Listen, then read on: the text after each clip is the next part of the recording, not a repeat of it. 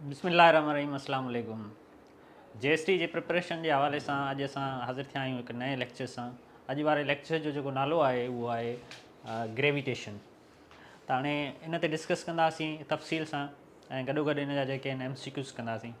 ठीकु आहे, त हाणे वधूं था पिया पंहिंजे टॉपिक जी तरफ़ जेको आहे ग्रेविटेशन। हाणे gravitation Baba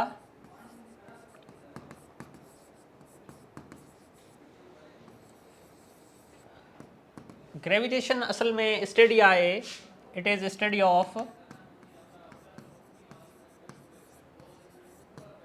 gravitational force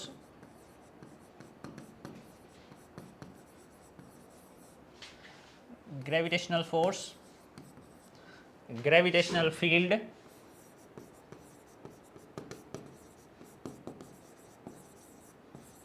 and gravitational field and its application.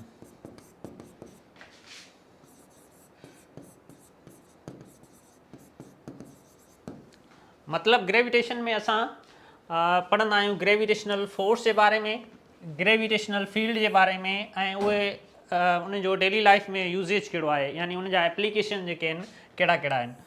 त इन जी स्टडी खे असां ग्रेविटेशन चवंदा आहियूं। हाणे पहिरियां असां सम्झंदासीं त what is gravitational force. Gravitational force छा आहे?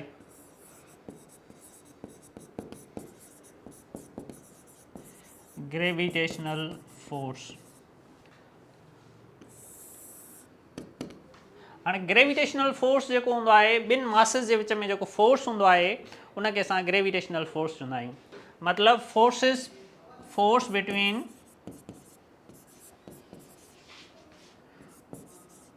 Two masses. कंहिं बि ॿ बॉडीज़ जंहिंमें मास हुजे त उन में जेको फोर्स हूंदो आहे उन फोर्स खे असां ग्रेविटेशनल फोर्स चवंदा आहियूं। हाणे ग्रेविटेशनल फोर्स जो जेको कॉन्सेप्ट आहे उहो कंहिं ॾिनो? सर आइज़िक न्यूटन ॾिनो। Sir Isaac Newton. ठीकु आहे। अच्छा, हिन कहिड़ी शइ खे ॾिसी करे ग्रेविटेशनल फोर्स जो जेको आहे कॉन्सेप्ट ॾिनो? हिन जेको आहे असांखे ख़बर आहे त बाबा धरती जे चौधारी जेका नेचुरल सैटेलाइट आहे, हाणे धरती जी यानी अर्थ जी जेका नेचुरल सैटेलाइट आहे उहा आहे मून। हाणे उहो अर्थ जे चौधारी रिवॉल्व कंदो रहंदो आहे, त उन जी रेवोल्यूशन यानी मून जी रेवोल्यूशन, मून जो मोशन ॾिसी करे इन हिकिड़ो कॉन्सेप्ट ॾिनो जंहिंखे असां यूनिवर्सल लॉ ऑफ ग्रेविटेशनल चवंदा आहियूं, जेको अॻियां हली करे असां पढ़ूं था पिया। त हाणे ग्रेविटेशनल फोर्स जो जेको आहे concept motion of Moon Jae खे ॾिसी करे सर आइज़िक न्यूटन जेको आहे उहो ॾिनो। ठीकु आहे। अच्छा, हाणे जेको ग्रेविटेशनल फोर्स आहे उहो असल में वीक फोर्स आहे। It is a weak force. हाणे वीक फोर्स मतिलबु त ॿ मासिस जेके बि हूंदा आहिनि उन जे विच में ग्रेविटेशनल फोर्स आहे। हाणे मिसाल तौरु हीअ दीवार आहे ऐं मां बीठो आहियां, असां ॿिन्हिनि जे विच में बि ग्रेविटेशनल फोर्स आहे, पर असां हिक ॿिए खे जेको आहे अट्रैक्ट नथा कयूं। पर जेको फोर्स आहे उहो तमामु वीक हूंदो आहे, एतिरो वीक हूंदो आहे जो उहो स्मॉल मासिस में माना महसूस ई कोन थींदो आहे, एक्सपीरियंस असां उनखे न करे सघंदा आहियूं। जॾहिं हैवियर मासिस हूंदा आहिनि त पोइ उहो एक्सपीरियंस थी सघंदो आहे। इन करे जेको ग्रेविटेशनल फोर्स आहे उहो वीक फोर्स आहे। अच्छा, इन जी जेका रेंज आहे it is long range force. Long range force मतिलबु इन जी जेका रेंज आहे उहा इलाही आहे, माना तमामु घणी आहे। हाणे मिसाल बाबा जेकॾहिं आसमान में मून आहे, हेठि ज़मीन ते पियल शइ ते जेको आहे उहो हिक ॿिए ते ग्रेविटेशनल फोर्स हणनि था पिया।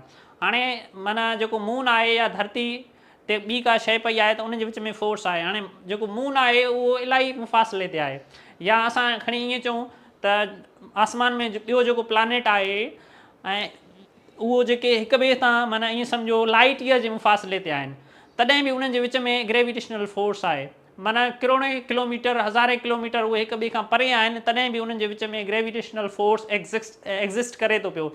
इन करे असां उन फोर्स खे चऊं था पिया इहो लॉन्ग रेंज फोर्स आहे, माना कंहिं वॾी हद ताईं जेको आहे उहो असां महसूसु करे सघूं था पिया। हिकु त इहो वीक फोर्स आहे, प्लस में इहो लॉन्ग रेंज फोर्स आहे।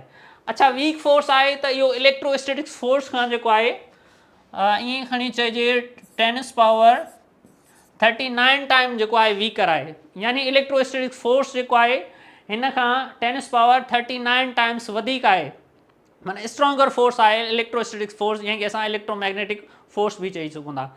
हाणे ग्रेविटेशनल फोर्स जेको हूंदो आहे ॿिनि मासिस जे विच में हूंदो आहे। इलेक्ट्रोमैग्नेटिक या इलेक्ट्रोस्टैटिक फोर्स जेको हूंदो आहे उहो ॿिनि चार्जिस जे विच में हूंदो आहे, ॿिनि मैग्नेट जे विच में हूंदो आहे या ॿिनि वायर जे विच में हूंदो आहे। उहो जेको फोर्स आहे उहो स्ट्रॉन्गर फोर्स आहे। केतिरो स्ट्रॉन्गर आहे, मां लिखियो आहे त 10⁻39 टाइम्स। अच्छा, हाणे इन फोर्स, इहो फोर्स जेको आहे मैयर कीअं थींदो, इन लाइ असांखे सर आइज़ैक न्यूटन जेको आहे हिकिड़ो लॉ ॾिनो जंहिंखे असां यूनिवर्सल लॉ ऑफ ग्रेविटेशन चऊं था पिया। Universal law of gravitation.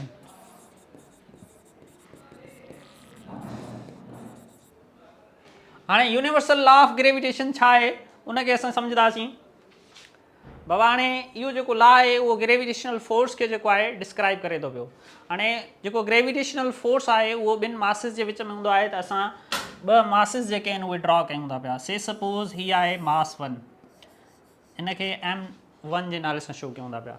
इन जे कुझु डिस्टेंस ते जेको आहे वी हैव अनदर मास, उनखे नालो ॾियूं था पिया मास 2, ठीकु आहे। हाणे इन जे विच में, इन जे रेडियस जे विच में जेको मुफ़ासिलो आहे उनखे असां आर चऊं था पिया। हाणे ही सर्किल मास आहे त इन जो रेडियस सेंटर थींदो ऐं इन जो बि सेंटर। त हाणे इन जे विच में जेको मुफ़ासिलो आहे यानी उनखे असां चऊं था पिया आर। हाणे असांखे ख़बर आहे त ॿ मासिस आहिनि, इन जे विच में हिकिड़ो फोर्स एग्ज़िस्ट करे थो पियो जंहिंखे असां ग्रेविटेशनल फोर्स चऊं था पिया। हाणे उहो फोर्स जेको आहे डायरेक्टली प्रोपोर्शनल आहे प्रोडक्ट ऑफ मासिस जे, यानी जेके बि ॿ मासिस आहिनि उनखे असां जेकॾहिं प्रोडक्ट कयूं, मतिलबु मल्टीप्लिकेशन कयूं, ज़र्ब कयूं, जेतिरो वधीक जवाबु हूंदो ओतिरो वधीक ग्रेविटेशनल फोर्स हूंदो। जेतिरो जवाबु इन जी प्रोडक्ट जो घटि ईंदो ओतिरो इन में ग्रेविटेशनल फोर्स जेको आहे घटि हूंदो। माना मतिलबु इन जो फोर्स जेको आहे डायरेक्टली प्रोपोर्शनल आहे प्रोडक्ट ऑफ मासिस जी। हाणे ही मास जेके आहिनि असां उनखे पाण में मल्टीप्लाई कयो आहे, जेतिरा मासिस जो जेको जवाबु वधीक ईंदो मल्टीप्लिकेशन खां पोइ त उन में ग्रेविटेशनल फोर्स जेको आहे ओतिरो वधीक हूंदो। से सपोज़ इनखे वठूं था पिया 5 kg ऐं इनखे वठूं था पिया 10 kg, ठीकु आहे। त हाणे इन्हनि खे मल्टीप्लाई कंदासीं। ॿिया मासिस आहिनि, से सपोज़ हीअ आहे 2 kg ऐं हीअ आहे 4 kg। हाणे इन ॿिनि खे मल्टीप्लाई कयूं था त हिन ॿिनि मास खे मल्टीप्लाई कयूं त 2 4 त 8 अचे थो पियो, यानी हिन जी मल्टीप्लिकेशन जो जेको जवाबु आहे उहो 8 आहे। अच्छा, ॻाल्हि यादि रखो त हिन जो डिस्टेंस असां से सपोज़ साॻियो रखियो आहे, हिन जो बि 2 मीटर आहे, हिन जो बि 2 मीटर आहे, ठीकु आहे। असां ॻाल्हि कयूं था पिया फ़िलहालु मासिस जी, त हिन जी प्रोडक्ट कईसीं त असांखे 8 जवाबु आयो। हिननि जी प्रोडक्ट कयूं असां, हीअ आहे 5, हीअ आहे 10, इन ॿिनि खे मल्टीप्लाई कयूं त 50 जवाबु अचे थो पियो, यानी हिन जी प्रोडक्ट जेका आहे वधीक अचे थी पई। त हिन में ग्रेविटेशनल फोर्स जेको आहे वधीक हूंदो, छाजे करे त हिन जे मास जी प्रोडक्ट जेका आहे उहा वधीक आहे। अच्छा, पहिरीं ॻाल्हि इहा त फोर्स जेको आहे उहो डायरेक्टली प्रोपोर्शनल आहे प्रोडक्ट ऑफ मासिस जे, त हिनखे नालो ॾियूं इक्वेशन नंबर 1 जो। ॿी ॻाल्हि इहा त फोर्स जेको आहे उहो इनवर्सली प्रोपोर्शनल आहे square of the distance between them. हाणे इन्हनि जे विच में जेको डिस्टेंस आहे उनखे असां आर सां शो कयो आहे, त डिस्टेंस जेतिरो वधीक हूंदो ग्रेविटेशनल फोर्स जेको आहे उन सां इनवर्सली प्रोपोर्शनल, मतिलबु उन सां उबती निस्बत रखे थो पियो। जेतिरो वधीक मुफ़ासिलो हूंदो ॿिनि ऑब्जेक्ट जे विच में ओतिरो ग्रेविटेशनल फोर्स घटि हूंदो। जेतिरो डिस्टेंस घटि हूंदो ओतिरो ग्रेविटेशनल फोर्स जेको आहे वधीक हूंदो। मीन्स डिस्टेंस सां जेको आहे उहो इनवर्सली प्रोपोर्शनल करे थो पियो पर स्क्वायर टाइम, ठीकु आहे। त हाणे हिन जी प्रोपोर्शनलिटी ख़तमु कंदासीं असां को न को कॉन्स्टेंट ॾींदा आहियूं। अच्छा, कॉन्स्टेंट जेको आहे उहो जी कैपिटल ॾींदा आहियूं, हीअ आहे जी कैपिटल, ठीकु। ऐं उन खां पोइ ही मास 1 ऐं मास 2 ऐं ही आर स्क्वायर आहे, ठीकु आहे। ही आहे यूनिवर्सल लॉ ऑफ ग्रेविटेशन। उन में ग्रेविटेशनल फोर्स खे असां ईअं कैलकुलेट करे सघूं था पिया। ग्रेविटेशनल कॉन्स्टेंट, ठीकु आहे, मास 1 ऐं मास 2 ऐं उन जे विच में जेको फ़ासिलो आहे ॿिनि ऑब्जेक्ट जे विच में उन जो स्क्वायर कंदासीं, ठीकु आहे। त हाणे अचूं था पिया ही कैपिटल जी जंहिंखे असां ग्रेविटेशनल कॉन्स्टेंट चऊं था पिया, इहो छा आहे। अच्छा, ही आहे असांजो जी मतिलबु यूनिवर्सल कॉन्स्टेंट आहे, ग्रेविटेशनल कॉन्स्टेंट, ग्रेविटेशनल कॉन्स्टेंट, ठीकु आहे। इन जो वैल्यू जेको आहे उहो वैल्यू आहे 6.6 7 इंटू 10⁻⁻11 न्यूटन मीटर स्क्वायर पर kg स्क्वायर। ठीक है, ही ग्रेविटेशनल कांस्टेंट आहे, मीन्स ये हर जगह ते भले असां स्पेस में हुजूं, अर्थ में हुजूं, कहिड़े भी प्लानेट ते हुजूं, त हिन जो वैल्यू जेको आहे उहो कांस्टेंट ही रहंदो। वैल्यू आहे छा 6.67 इंटू 10⁻⁻11 न्यूटन मीटर स्क्वायर पर kg स्क्वायर। अच्छा, ही हिन जो मैग्नीट्यूड आहे ऐं हिन जो यूनिट जेको आहे उहो न्यूटन मीटर स्क्वायर kg पर kg स्क्वायर आहे। ठीकु आहे, हिन खे ईअं करे बि लिखी सघूं था, न्यूटन मीटर स्क्वायर पर kg स्क्वायर, ईअं बि लिखी सघिजे थो पियो। अच्छा, हिन जो वैल्यू इहो किथां आयो? इन जो वैल्यू जेको आहे काउंट कयो हिकिड़े साइंटिस्ट, उनखे असां चऊं था पिया कैवेंडिश। कैवेंडिश ही वैल्यू जेको आहे काउंट कयो। ठीकु आहे, इन करे इनखे कैवेंडिश कांस्टेंट बि चवंदा आहियूं या न्यूटन कांस्टेंट बि चवंदा आहियूं, न्यूटन कांस्टेंट। ठीकु आहे। अच्छा, हाणे जेको ग्रेविटेशनल फोर्स आहे उहो नेचर में कीअं हूंदो आहे? नेचर में बाबा ई ऑलवेज जेको हूंदो आहे अट्रैक्टिव हूंदो आहे। ॿ मासिस हमेशह जेकॾहिं उन्हनि विच में ग्रेविटेशनल फोर्स आहे त उहे हिक ॿिए खे अट्रैक्ट कंदा, कॾहिं बि रिपेल न कंदा। चार्जिस में ईअं हूंदो आहे त जेके लाइक चार्जिस हूंदियूं आहिनि, यानी हिकु जहिड़ियूं चार्जिस हूंदियूं आहिनि, अगरि असां ॻाल्हि कयूं प्लस प्लस जी, त उहे हिक ॿिए खे रिपेल कंदियूं, जेकॾहिं माइनस माइनस हुजे त हिक ॿिए खे रिपेल कंदियूं। पर ग्रेविटेशनल फोर्स अहिड़ो फोर्स आहे जेको हमेशह अट्रैक्टिव हूंदो आहे, यानी उहे ऑब्जेक्ट जेके हूंदा आहिनि जंहिंमें ग्रेविटेशनल फोर्स आहे उहे हिक ॿिए खे अट्रैक्ट कंदा। ठीकु आहे। अच्छा, ॿी इहा ॻाल्हि त इहो इंडिपेंडेंट ऑफ मीडियम आहे। हाणे इंडिपेंडेंट ऑफ मीडियम मतिलबु ही हिकिड़ो मास आहे, ही हिकिड़ो ॿियो मास आहे। ठीकु आहे। हाणे हिन जे विच में मीडियम कहिड़ो बि आहे, मीडियम मतिलबु वैक्यूम आहे, एयर आहे, या को ॿियो मीडियम आहे, त उहो हुन ते अफेक्ट न कंदो। यानी फोर्स जेको असांजो एयर में हूंदो उहो ई वैक्यूम में हूंदो, उहो कंहिं ॿिए जेको आहे मीडियम में हूंदो। मीन्स ग्रेविटेशनल फोर्स जेको आहे उहो इंडिपेंडेंट ऑफ मीडियम आहे, त विच में मासिस जे विच में कहिड़ो मीडियम आहे इन सां कोई बि फ़र्क़ु नथो पवे। ठीकु आहे।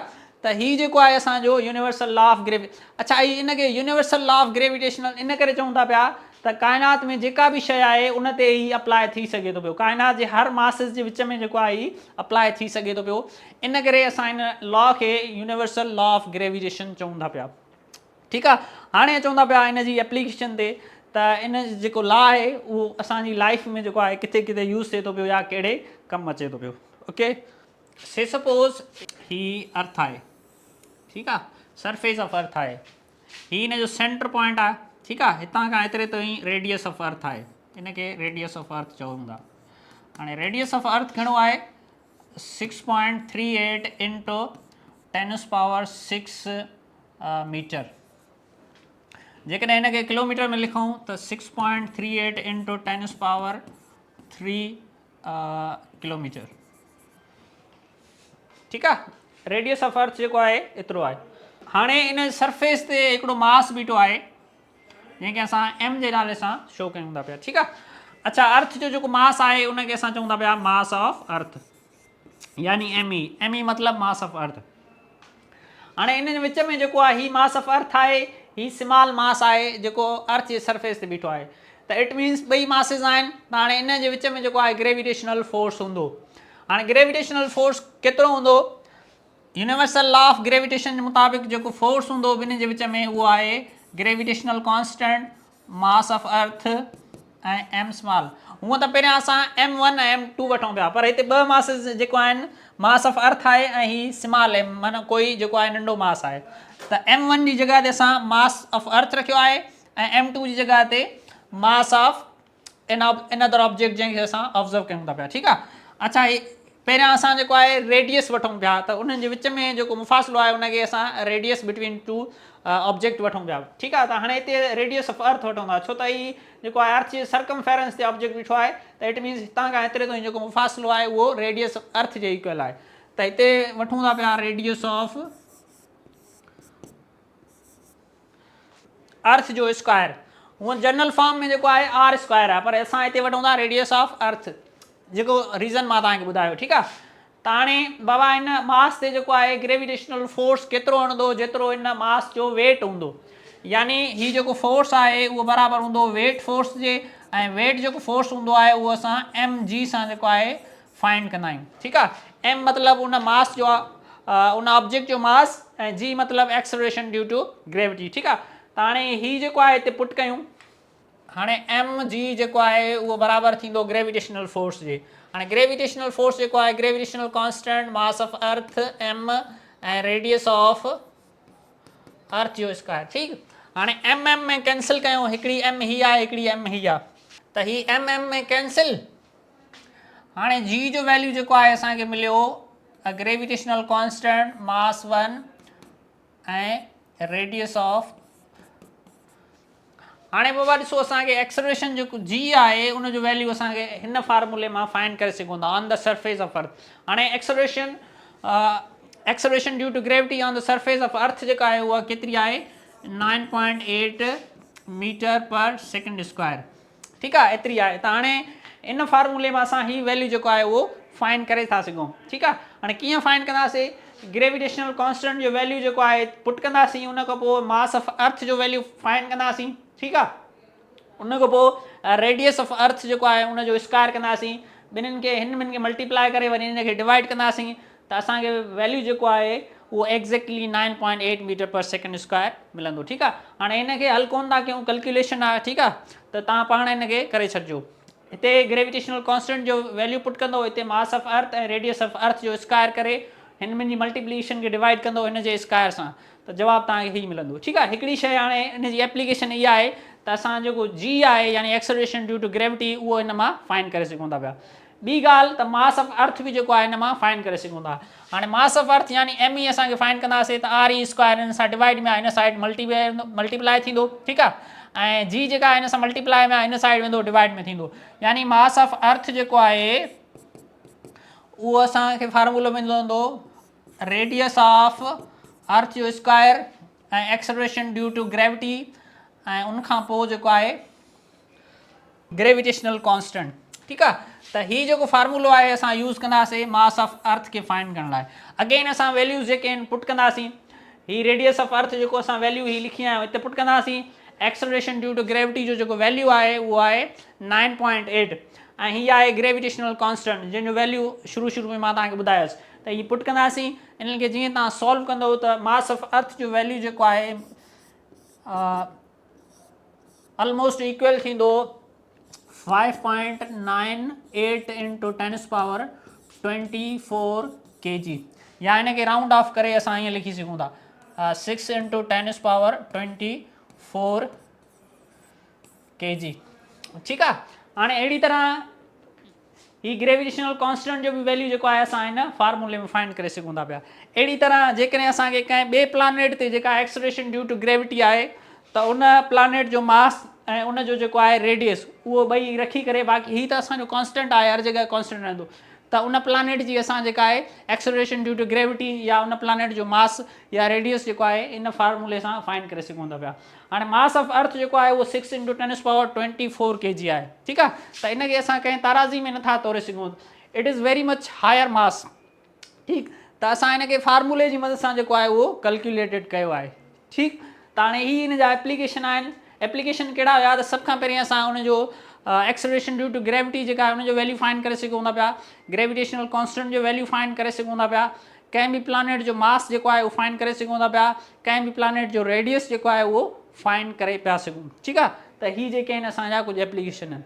हाणे हलूं था पिया कुझु जेके आहिनि हिन ते MCQs कयूं था पिया। हाणे पहिरियों MCQs आहे the gravitational force between two masses of 10 kg and 100 kg at the distance of 1 metre. हाणे पुछे थो पियो ॿ मासिस आहिनि, उन मां हिकिड़ो जेको M1 आहे उनजो वैल्यू ही आहे। ठीकु आहे। हिन खे तव्हां चओ M1 ऐं अनदर मास जेको आहे उहो 100 kg जो आहे, यानी ही M2 आहे। हाणे हिन जे विच में जेको मुफ़ासिलो आहे उहो आहे 1 मीटर। पुछे थो पियो त हुननि जे विच में ग्रेविटेशनल फोर्स जेको आहे उहो केतिरो हूंदो। ठीकु आहे। त हाणे असां फार्मूलो यूज़ कंदासीं ग्रेविटेशनल फोर्स जो, उहो आहे G M1 M2 ऐं R स्क्वायर। ठीकु। हाणे वैल्यूज़ पुट कयो।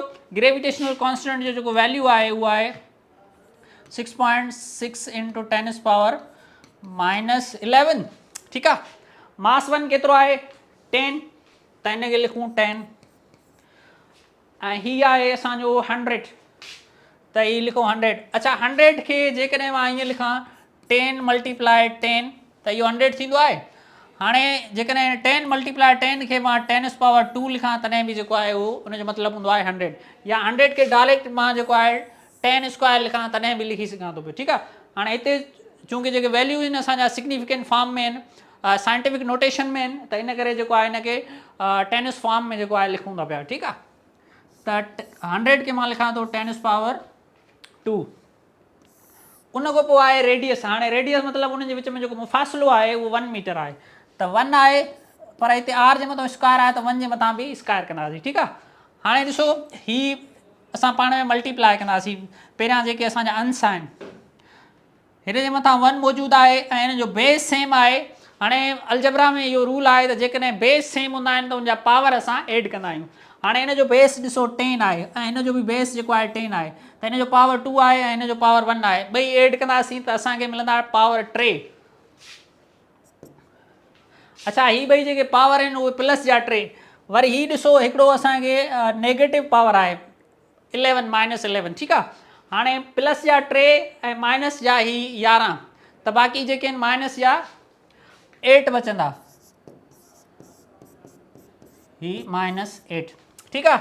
1 जे मथां स्क्वायर हुजे भले केतिरो बि पावर हुजे त उहो वैल्यू जेको आहे 1 हूंदो आहे, ठीकु आहे। त हाणे हितां जेको आहे असांजो ही आंसर आहे 6.67 × 10⁻⁻8 न्यूटन, त हीउ जेको आहे आंसर आहे। हाणे हिन में ॾिसूं त हीउ ऑप्शन कहिड़ो आहे। पहिरियों ऑप्शन आहे 6.67 × 10⁻11 न्यूटन, त ही वैल्यू असांखे मिलियल आहे, त हीउ ऑप्शन न आहे, ठीकु आहे। अच्छा हिन ते 10⁻14 आहे त ही बि कोन्हे। उन खां पोइ आहे 6.67 × 10⁻−8 न्यूटन, त ही वारो ऑप्शन जेको आहे उहो करेक्ट ऑप्शन आहे। अच्छा ॿियो MCQs आहे next, the forces between two masses is proportional to, यानी जेको फोर्स आहे ॿिनि मासिस जे विच में उहो कंहिंसां प्रोपोर्शनल आहे, डायरेक्टली प्रोपोर्शनल आहे। सम ऑफ देयर मासिस, सम मतिलबु प्लस, छा असां मास जेके आहिनि प्लस कयूं पिया, इहो बि न आहे। प्रोडक्ट ऑफ देयर मासिस, हाणे उनजा मासिस जेके आहिनि उनजी प्रोडक्ट माना उनजा मासिस जेके आहिनि मल्टीप्लाई कयूं पिया, ठीकु आहे। ईअं लिखूं पिया न, फोर्स जेको आहे डायरेक्टली प्रोपोर्शनल आहे M1 ऐं M2 जे। हाणे हिते ॿई मासिस जेके आहिनि पाण में मल्टीप्लाई आहिनि, यानी प्रोडक्ट में आहिनि, त हीअ असांजो ऑप्शन जेको आहे उहो करेक्ट ऑप्शन आहे, त प्रोडक्ट ऑफ देयर मासिस। हाणे ॾिसो MCQs जेको आहे उहो थर्ड आहे, हीउ ॾाढो MCQs आहे, पॉसिबल आहे, त माना हीउ जेको आहे माना इन क़िस्म जा MCQs जेके आहिनि उहे अची पिया सघनि, ठीकु आहे। त तव्हां कोशिशि कंदा हिनखे गौर सां सम्झंदा। हाणे चवे थो पियो if the masses of two bodies are doubled with the distance between them is halved the gravitational force becomes, हाणे इन जो मतिलबु आहे फॉर एग्जाम्पल ॿ मासिस आहिनि ही, ठीकु आहे, उन जे विच में जेको डिस्टेंस आहे उहो असांजो R आहे। हाणे चवे थो पियो इन मासिस खे जेको आहे असां डबल करे सघूं था पिया। हाणे डबल मतिलबु ॿिनि सां मल्टीप्लाई कयो। हाणे को बि नंबर हूंदो आहे उनखे डबल असां कीअं कंदा आहियूं, त ॿिनि सां मल्टीप्लाई कंदा आहियूं। फॉर एग्जाम्पल जेकॾहिं 10 हुजे इनखे डबल कंदासीं त 2 सां मल्टीप्लाई कंदासीं थी वेंदो 20। अहिड़ी तरह जेके बि मासिस आहिनि उनखे डबल कंदासीं, हाणे डबल करण जो तरीक़ो इहो आहे त उनखे 2 सां मल्टीप्लाई कबो आहे। अच्छा जेको मुफ़ासिलो आहे उनखे असां हाफ कयूं था पिया, छा कयूं था पिया, हाफ। हाणे हाफ मतिलबु 2 सां डिवाइड कबो आहे। हाणे कीअं मिसाल 50 आहे त उनखे हाफ कंदासीं त 2 सां डिवाइड कंदासीं, मतिलबु ही 25 थियो। 50 जो हाफ यानी 25, डबल कंदा आहियूं त 2 सां मल्टीप्लाई, हाफ कंदा आहियूं त 2 सां डिवाइड कंदा आहियूं, बेसिक मैथमेटिक्स आहे, ठीकु। हाणे ॾिसो बाबा रिलेशन आहे असांखे, फोर्स जेको आहे डायरेक्टली प्रोपोर्शनल आहे मासिस जे, ठीकु आहे। हाणे मासिस जेके आहिनि असां डबल कया आहिनि, ओके। उन खां पोइ जेको मुफ़ासिलो आहे उनखे असां हाफ कयो आहे, हीअ आहे हाफ, पर हिन जे मथां जेको आहे उहो स्क्वायर हूंदो आहे, त हिनखे बि असां स्क्वायर कंदासीं, छो त हिते जेको डिस्टेंस हूंदो आहे उनजे मथां स्क्वायर न, त हाणे जेको हीअ हाफ कयो आहे त उनजे मथां बि स्क्वायर कंदासीं, ओके। हाणे हिन जो स्क्वायर छॾायो,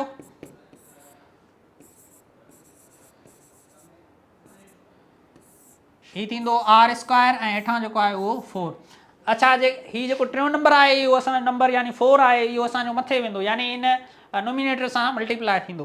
हाणे नोमिनेटर सां मल्टीप्लाई थींदो मीन्स 4 सां मल्टीप्लाई थींदो, हीअ थींदो F directly proportional to 4 multiply 2 mass 1 mass 2 ऐं हेठां जेको आहे उहो R² बचंदो, ठीकु आहे। हाणे ही 8 थींदो, 2 4 द 8, ही थींदो 8। अच्छा हाणे ही प्रोपोर्शनलिटी ख़तमु कंदा आहियूं, असां को कॉन्स्टेंट ॾींदा आहियूं, त 8 जेको आहे उहो ॿाहिरि करे रखूं, ऐं ही जेको आहे कॉन्स्टेंट ॾींदासीं ग्रेविटेशनल कॉन्स्टेंट, ही मास 1 मास 2 ऐं R2। अच्छा ही ग्रेविटेशनल कॉन्स्टेंट मास 1 मास 2 जेको आहे फोर्स जे बराबरि आहिनि, त ही जेको आहे हिते थींदो ही सॼो फोर्स जे बराबरि। हाणे फोर्स जेको आहे उहो असांजो 8 माना 8 टाइम जेको आहे ओरिजिनल फोर्स खां वधी वेंदो अगरि असां उनजो डिस्टेंस हाफ कंदासीं ऐं मास जेको आहे डबल कंदासीं, त पहिरियां जेको फोर्स हुयो उनजे हाणे 8 टाइम वधीक थी वेंदो। हाणे मिसाल तौरु पहिरियां जेको डिस्टेंस हुयो, पहिरियां जेको फोर्स हुयो उहो 40 न्यूटन हुयो, त हाणे हिन जो 8 दफ़ा वधी वियो, माना 40 सां असां मल्टीप्लाए कंदासीं त थींदो 320 न्यूटन। फॉर एग्ज़ाम्पल जेको बि फोर्स आहे उनजो 8 टाइम्स जेको आहे वधी वेंदो हाणे वारो फोर्स, जॾहिं असां डिस्टेंस उनजो हाफ कयोसीं ऐं उनजा मासिस जेके आहिनि डबल कयासीं, ठीकु आहे। त हाणे हिन में ही ऑप्शन आहे फोर्स, यानी सेम फोर्स रहंदो, 4 दफ़ा फोर्स वधंदो, 8 दफ़ा वधंदो, 16 टाइम वधंदो, त असां हल करे आयासीं, असांखे आंसर मिलियो 8F, यानी फोर्स जेको आहे उहो 8F थींदो। हाणे बाबा चौथो नंबर MCQ जेको आहे, the forces between two masses at 10 metre is 16 newton, what will be the force when the distance become 2.5। हाणे चवे थो पियो के ॿ मासिस आहिनि, उहे जेके आहिनि 10 मीटर मुफ़ासिले ते आहिनि, उन वक़्तु जेको उन में फोर्स आहे उहो 16 न्यूटन आहे, यानी पहिरियां उन्हनि जो डिस्टेंस जेको आहे उहो 10 मीटर आहे, उन वक़्तु जेको उन्हनि में ग्रेविटेशनल फोर्स आहे उहो आहे 16 न्यूटन। हाणे असां छा था कयूं त हीउ 10 मीटर जेको आहे उहो मुफ़ासिलो घटाए छॾियूं था पिया, घणो घटायो आहे 2.5 ताईं वठी आया आहियूं, ठीकु आहे, माना 10 मां 2.5 कयो आहे। त हाणे इन डिस्टेंस ते जेको आहे उन मासिस जे विच में जेको आहे केतिरो फोर्स हूंदो। हाणे ॻाल्हि यादि रखी छॾियो त मासिस जेके आहिनि उहे सेम आहिनि, 10 मीटर ते बि उहे साॻा मासिस आहिनि, ऐं जॾहिं असां उनखे वेझो कयूं था तॾहिं बि जेको आहे साॻा मासिस आहिनि। हाणे फाइंड असांखे फोर्स करिणो आहे, जॾहिं मास जेके हूंदा आहिनि सेम हूंदा आहिनि, असांखे डिस्टेंस या फोर्स मालूम करिणो हूंदो आहे, त पोइ असां ई वारो फार्मूलो हणंदा आहियूं। हाणे फार्मूलो आहे force 1 upon force 2 is equal to radius 2 जो स्क्वायर ऐं डिस्टेंस, यानी डिस्टेंस या रेडियस ॻाल्हि साॻी आहे, ठीकु आहे, ऐं रेडियस 1 जेको आहे उनजो स्क्वायर, ठीकु आहे। त हाणे असांखे फोर्स 1 मिलियल आहे, घणो मिलियल आहे 10, त इहो हिते पुट कंदासीं, ठीकु आहे, ऐं मुफ़ासिला जेके आहिनि असांखे ॿई मिलियल आहिनि, हिकिड़ो आहे 10 मीटर ऐं ॿियो जेको आहे 2.5, त 2 जी रेडियस 2 जी जॻह ते ही पुट कंदासीं, उन खां पोइ जेको आहे रेडियस 1 जेको आहे उहो 10 मीटर इहो पुट कंदासीं, बाक़ी असांखे F2 जेको आहे यानी मालूम करिणो आहे, यानी फोर्स मालूम करिणो आहे, त what will be the force, यानी नेक्स्ट जेको ग्रेविटेशनल फोर्स आहे उहो मालूम कंदासीं। त हाणे इन में पुट कंदासीं, हाणे वैल्यूज़ पुट कयो, फोर्स 1 आहे 16, ओके, ऐं फोर्स 2 असांखे मालूम करिणो आहे, राइट, ऐं R2 जेको आहे उहो आहे 2.5, हिन जे मथां स्क्वायर आहे त हिन जे मथां बि स्क्वायर कंदासीं, ओके। हाणे R1 यानी आहे 10, त हिन जे मथां स्क्वायर कयो था, हाणे स्क्वायर छॾायो, 2 खे 2 सां मल्टीप्लाए, 2.5 खे पंहिंजो पाण सां मल्टीप्लाए कंदासीं, 2.5 मल्टीप्लाए 2.5, आंसर आयो 6.25, हिन जो स्क्वायर सॉल्व कयोसीं त आंसर आयो 6.25, ठीकु। 10 जो स्क्वायर कंदासीं त उहो थींदो 100। त हाणे वैल्यूज़ असांखे मिलिया, हिकु त 16, उनजे हेठां F2 आहे, ऐं हेठि जेको आहे 6.25 ऐं हीअ आहे 100। हाणे F2 मालूम करिणो आहे त असां हिनखे उल्टो कंदासीं, ठीकु आहे, त उनजे परी साइड बि जेको वैल्यू आहे उहो बि असांजो उल्टो थी वेंदो, त हीअ थींदो F2 ओवर 16 ऐं हिन साइड थींदो 100 ओवर 6.25, ठीकु। हाणे F2 मालूम करिणो आहे त 16 हिन सां डिवाइड में आहे, हिन साइड वेंदासीं मल्टीप्लाए थींदो, त F2 जेको आहे उहो थींदो 100 खे मल्टीप्लाए कंदासीं 16 सां, ऐं हेठि जेको आहे 6.25 आहे। हाणे 100 खे मल्टीप्लाए कंदासीं 16 सां त आंसर थींदो 16, हिन साइड लिखां थो मां, F2 जेको आहे उहो थींदो 16 ऐं हेठां जेको आहे उहो 6.25 आहे। हाणे 16 100 खे मल्टीप्लाए कंदा डिवाइड कंदासीं 6.25 सां, 16 डिवाइड 256, हाणे ऑप्शन जेके आहिनि इहे आहिनि 256, त इहे हिन जो आंसर जेको आहे उहो 256 न्यूटन थींदो, ठीकु आहे। हाणे ॾिसो हिकिड़ी ॻाल्हि, त बाबा मुफ़ासिलो जॾहिं 10 मीटर हुयो त उन वक़्तु फोर्स जेको आहे सिर्फ़ु 16 न्यूटन हुयो, ठीकु आहे। हाणे मुफ़ासिलो असां घटाए छॾियो आहे 2.5, यानी मुफ़ासिलो घटायो आहे त छा थींदो, फोर्स इंक्रीज़ थींदो। हाणे इंक्रीज़ केतिरो थियो आहे ॾिसो, 256 न्यूटन थियो आहे। हाणे इंक्रीज़ छो थियो आहे त असां मुफ़ासिलो जेको आहे उहो घटाए छॾियो आहे। इहो ई त जेको आहे ग्रेविटेशन लॉ चवे थो पियो त जॾहिं मुफ़ासिलो ॿिनि जे मास जे विच में घटि थींदो त उन में जेको फोर्स आहे उहो स्क्वायर टाइम वधंदो, ठीकु आहे। स्क्वायर टाइम वधंदो त इन करे असां यूनिवर्सल लॉ खे इनवर्स स्क्वायर लॉ चवंदा आहियूं, इनवर्स स्क्वायर लॉ बि चयो वेंदो आहे। हाणे जंहिंजे विच में जेको आहे आर स्क्वायर जंहिं बि इक्वेशन में अचे या जंहिं बि लॉ में अचे त उनखे इनवर्स स्क्वायर लॉ बि चवंदा आहियूं। हाणे ग्रेविटेशन लॉ में इनवर्स अचे थो पियो आर स्क्वायर, त इन करे असां इन लॉ खे इनवर्स स्क्वायर लॉ बि चयो वेंदो आहे, ठीकु आहे। अॼु जे लाइ काफ़ी आहे, नेक्स्ट लेक्चर में मिलंदासीं कंहिं नए टॉपिक सां या इन सां टॉपिक सां जेको आहे कुझु वधीक ॻाल्हियूं कंदासीं। तेसिताईं अल्लाह हाफ़िज़।